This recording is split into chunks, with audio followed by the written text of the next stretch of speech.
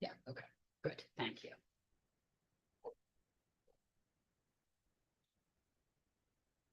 We're live, I'm just waiting to see. Who's in the waiting room? Yeah. Okay, terrific, thank you. Oh. It's Charlie's not here. Charlie's not here. Want to send him a, Oh, yes, here. oh, good, super.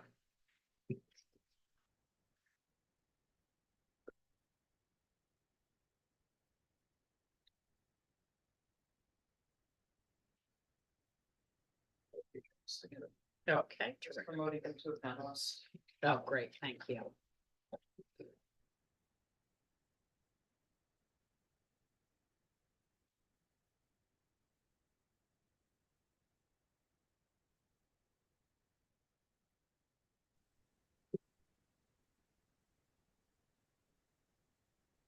Oh, hi, Charlie. How are you? Thank you for joining.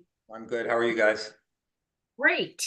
Okay, now that we are all here, the three of us in person and Charlie Flock is joining us via Zoom. I will call the meeting to order and start off by making a motion to approve the minutes of September 24th, 2024, last month. Do I have a second? Second. Okay, all in favor? We'll start with you, Charlie. Yes.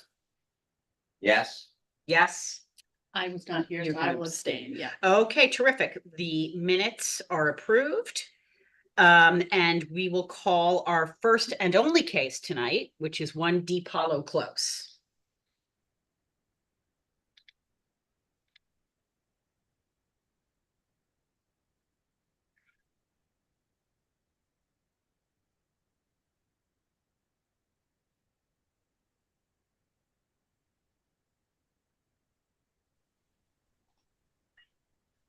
Good evening. Can everyone hear me okay?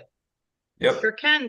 Excellent. Excellent. My name is Bill Witt. I'm the architect for the project at 1 Deep Hollow Close, and I'm here tonight for my clients, Marco Batra and Emily Masich. And we're asking for an area variance because this house has got lot coverage issues. So it's an area variance for total coverage. My clients purchased this house in January 22nd of 2020. The house was actually built in 1963, and it's in the I-1F40 zone. We're proposing a small addition. I'd love to share my screen with you if that's okay. Yes, please. That'd be great.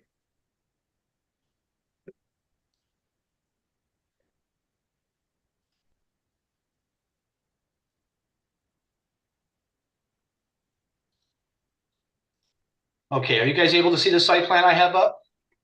Yep. We Excellent. are. Thank you. Excellent. So I'm going to just show you the location of the addition. So it's a two-story addition on the right-hand side of the property. It's basically has a 338 square foot footprint. So that's our coverage increase. It's two stories, so it's approximately 678 square feet in total on the first and second floor. It meets all setback requirements, meets the FAR requirements, but we do have the lot coverage issue. And a big reason why we're having this lot coverage issue is because, as you can see from the topography, this is a real hilly site. There's lots of outcroppings. In fact, I should state that the addition is actually being built on an existing rock outcropping. So essentially, there shouldn't be too much increase in impervious surface on the lot, or at least for as far as the water's not draining through the rock anyway, but I'll come back to that. The real reason why we're having the issue with existing coverage is because this property, again, is so hilly that there's some extensive, and I say extensive, it's about 1,000 square feet of gravel walkways and a gravel area that's been installed over the years, mostly just to enable access to the site. Because it's so hilly, before there was gravel, it was just dirt paths, and it would just wash away. So now, I don't know if the current owners or the previous owners or a combination of the two have put in a gravel walkway that allows them to come off their deck and access the back of their property, leading to another small gravel area here in a riprap. So basically, if we took away that, we wouldn't have this lot coverage issue. But I do understand that in Irvington, gravel is counted as coverage. I'm just giving you an explanation about what is, part of the reason why we're requesting this variance. Could we get rid of all that gravel? I mean, obviously we could. It just would mean that they could not access their property. And more importantly, it would lead to more erosion of this hillside going down to the pond in the back. So that's essentially where the addition is. I had prepared for the board a diagram just showing you the coverage. So here you can see essentially the main house and the deck.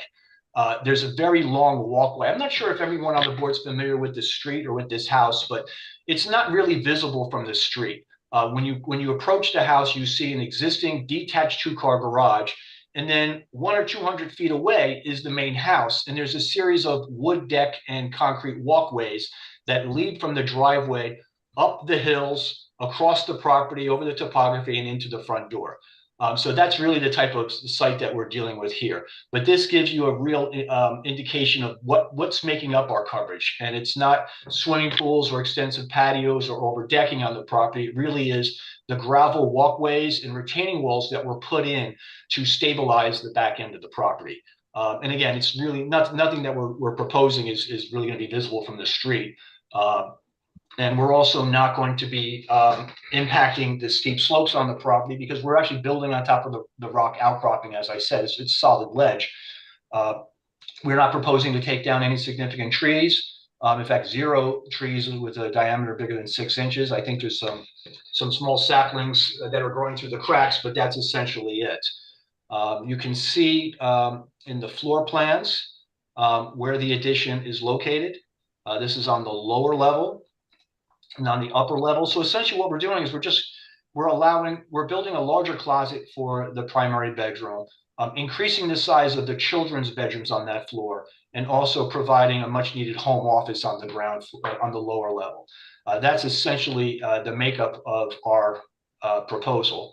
And let me just see if I can show you some photos. Here again is Deep Hollow Close. What I'm circling now is the existing two-car garage. And here's that walkway I explained to you that goes up a hill and then back down to meet the existing house. Here is our proposed addition. Here are the photos from the street. You can see that essentially what you're looking at is a two-car garage. And then the driveway. And if you notice in the distance, there's a set of steps leading up to this boardwalk, which is probably 100 feet away from this point, accessing the front door. The addition would be off here onto the right. Addition would be built on top of this rock outcropping. You could see no major trees in that location. It's really the only place we could put this addition. And my clients their desperate need for this added square footage. As I did say earlier, it fits perfectly well within the setbacks in the FAR, but because of the extensive gravel on the property, and I wouldn't even say it's extensive, it's quite a large piece of property. It's just that is what's really pushing us over the edge. In this drawing, oops, sorry, let me just bring up one more for you.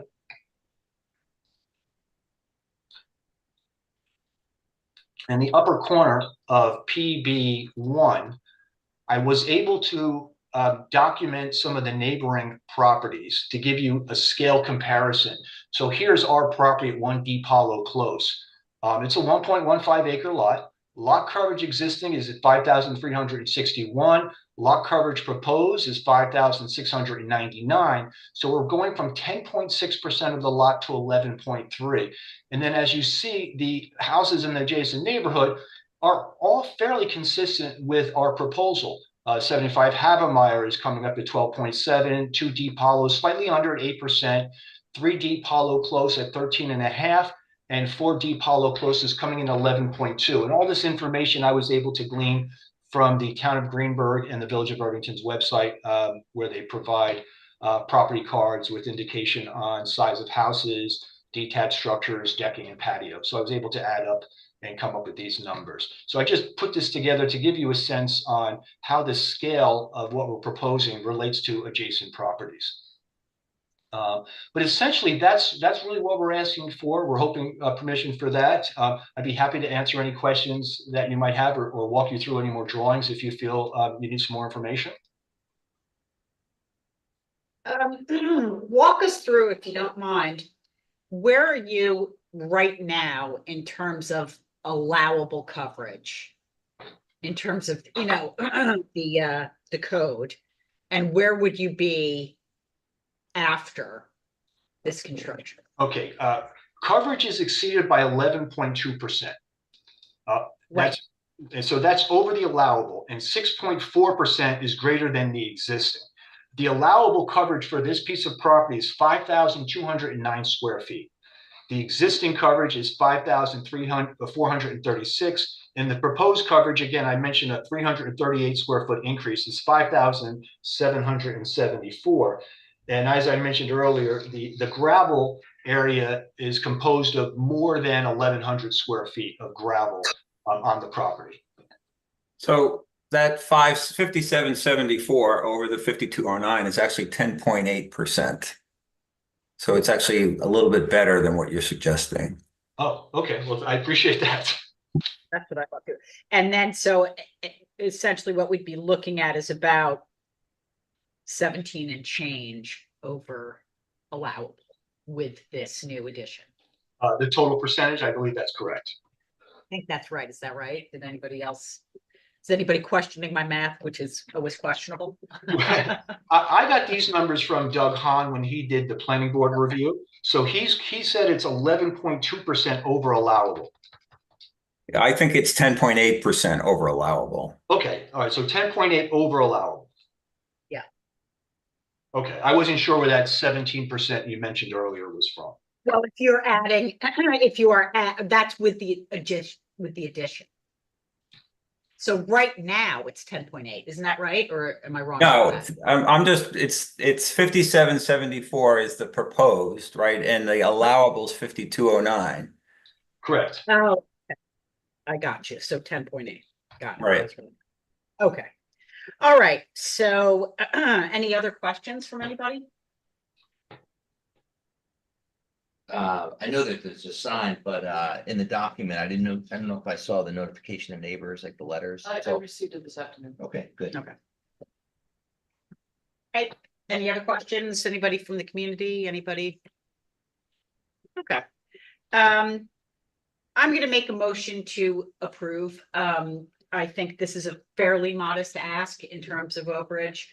A lot of your coverage, as you say, is at ground level. And not very obtrusive. I don't think the whole project's going to be particularly obtrusive. As you say, it's not going to be overly visible from the street or really any other neighbor. And it's really right in the middle of what this neighborhood is. So I will make a motion to approve. Do I have a second? Second. Okay, thank you. We'll start with you, Rosie. Yes. Yes. Yes. Charlie? Yes. Alrighty, you are approved and I will send you a letter by the end of the week. Excellent. Thank you very much. You guys have a great evening. Thank you. Goodbye. And being our only case, we are going to adjourn at an amazing 7:44. Nice. Thank you. That right. might be. Have a good night, everybody. Great. Thank you for joining us. My pleasure.